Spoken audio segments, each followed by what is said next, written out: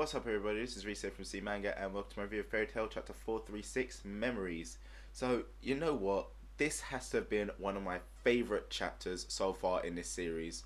You know, I really do love these chapters where they fill in the blanks, and a hell of a lot of answers got, a hell of a lot of questions got answered in this chapter. Although it didn't exactly say what the next mini arc is going to be, but we do know kind of like the overarching plot of what's going to be the next giant full arc. You know, be prepared obviously for the battle between a dragon, an immortal, and mankind to begin.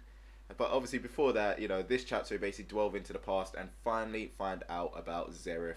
And you know what? I must admit, from this little flashback, he doesn't even seem like that much of a bad guy.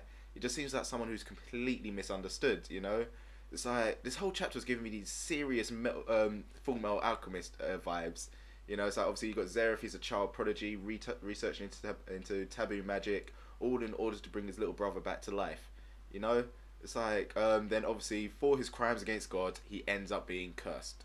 What does that sound like to you? Exactly what happened with Edward and Alphonse Elric. You know, Edward, child prodigy, looking into bringing a dead mother back to life. They tried to do it and then they become, well, not exactly cursed, but yeah. Well, it's kind of like a curse, obviously. They saw the gate, lost an arm, leg, or their entire body, stuff like that. So yeah, Full Metal or what? But yeah, it's really nice to see all this exposition, you know. It's like Zeref has always been kind of like one of them characters who's been shrouded in a lot of mystery. It's like we just know what they've done, but we never know where they came from, you know. It's like this one chapter here just brought everything into light. That curse though, it's like, my god, did he really screw with the wrong stuff? I mean, you know, cheating death has always been a bad thing in, well, everything, well, except for Dragon Ball, obviously. But it does kind of just go to show you, like, do not mess with the natural order. The one thing I did find a little bit strange though was just the way the curse actually ended up happening. I guess you can't really steal too much from other mangas, obviously, but still, it's like the way the curse happened, it felt a little bit random. It's not even like, you know, Zeref really did anything, you know, for the curse to actually even happen in the first place. I mean, he was just doing research, you know. Personally, I would have preferred it if it was more like the reason he got cursed was because he tried to do one of his tried to execute one of his theories. It went wrong, and then this is the result of it. But either way, you know, it does kind of just explain a hell of a lot. Now that he's cursed, no matter every time he goes anywhere, people die around him. So it's kind of like, you know, he's there researching how to bring people back to life and ends up killing everyone around him in the process. So one little theory could be that that curse right there, he's actually like stealing other people's lives so he can redistribute into something else. Who knows? Something like that, maybe. But anyway, it was really nice to finally see the link between Natsu and Zeref finally coming to fruition, you know. So we've all known for the longest time Natsu is a demon, you know, Zetherius, Natsu Dragneel, end. But in fact, what we end up finding out is that basically he is a new consciousness in the body of Zeref's dead little brother.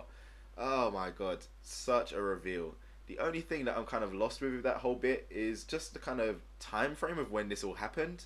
You know, because obviously you see him there, like, he's got his brother's dead body, but, you know, Zeref's been alive for 400 years, so, and Natsu is like, what, 19, 20, 21, around those ages, so did he literally do it about 20 years ago? Did he take all that time to do it till then? Because obviously we do know that he obviously went through all the other demons before he finally got to making Natsu, but still, it's like, what was the time frame on that, you know? And then, what the hell happened after that? It's like, why wasn't he raising Natsu himself, you know? Why was it Ignil raising him? So many questions, but obviously he did say that's going to be a story for another time because he had another meeting to go to.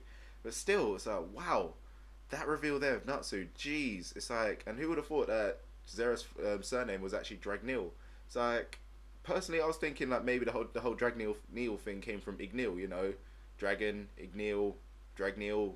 It sounds like, yeah, that makes sense, but no, in fact, Zeref's surname was actually Dragneel. So, Jesus, lots and lots of stuff getting kicked out here. But yeah, that obviously wasn't the end of this chapter. You know, Zeref ended up rushing off to his other meeting with someone, but who the hell could it be? So obviously, you know, you see all shrouded in mystery. So I'm there thinking, who the hell is this person who actually like is talking to Zeref on these first term basis? Is this like the leader of one of the dark guilds or something? No, in fact, it was Agnologia in his human form. So, oh my god, it's kind of crazy that, you know, to think that maybe the Dragon Slayers, once they fully turn into dragons, they can freely transform back to human mode and dragon mode. I'm not sure if that was the case or whether it was just in some weird kind of place which is void of magic and therefore it nullified his dragon form. who knows? But either way, yeah, if that is the final outcome of your Dragon Slayer magic, as long as you can turn back into a human, that doesn't seem like a bad thing at all. You know, you can freely transform, turn into a giant dragon, kick everyone's ass, and go back to your normal human form. Where is the downside to that? I don't know. But yeah, I swear, I am actually really, really looking forward to this upcoming battle. You know, I'm wondering whether it's going to be like a kind of, well, obviously the final battle is going to be like, it could be a little freeway between Natsu, Zeref, and Agnologia. You know, all of them in their human forms after doing some crazy ass giant beast form or something like that. But either way, this final battle has so much potential. It's amazing. You know, you got like the other dragon, like loads of dragons coming in being controlled by Agnologia. You got demons and monsters being controlled by Zeref, and then you got like every guild in God, I forgot the name of the place where they are.